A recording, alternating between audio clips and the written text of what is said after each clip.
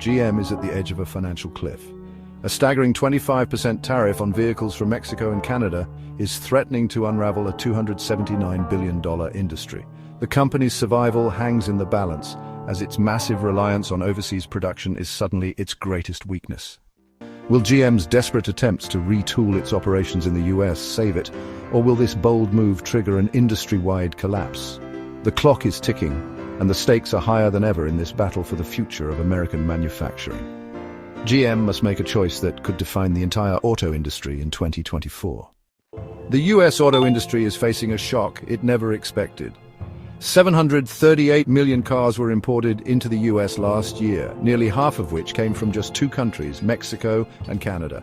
But now, a new US tariff policy has thrown everything into chaos. A 25% tariff on all vehicles imported from these countries is set to change the entire game. Car prices are about to skyrocket, production costs will surge, and US automakers, especially General Motors, are about to feel the full force of this policy. General Motors, one of the big three US automakers, is in the crosshairs of this crisis. The company has long relied on Mexico and Canada for production, with over one-third of its vehicles sold in the US coming from factories in these countries. Now, with the imposition of a hefty 25% tariff, GM's competitive advantage is evaporating before its eyes.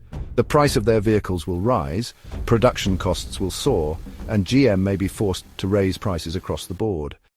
This forces them into an impossible situation: either absorb the increased costs and risk losing market share, or find a way to shift production back to the US.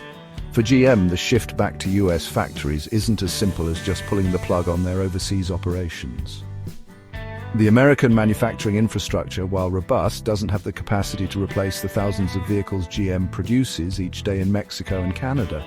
US factories lack the space and equipment to handle the surge in production demands, which could cause major delays and losses in the short term. The ripple effect of this policy will extend far beyond just GM. Other automakers like Ford and Stellantis will also face higher production costs. But with GM's dependence on international manufacturing so high, it could be the hardest hit of all. This is where things get even more complicated. As GM scrambles to make decisions, its leadership, especially CEO Mary Barra, has to navigate a perfect storm of rising costs, uncertainty, and political pressure. The choices are difficult. Do they pull out all the stops to bring production back to the US, knowing the risk it involves, or do they double down on their overseas operations and risk a total collapse of the industry as tariffs continue to rise?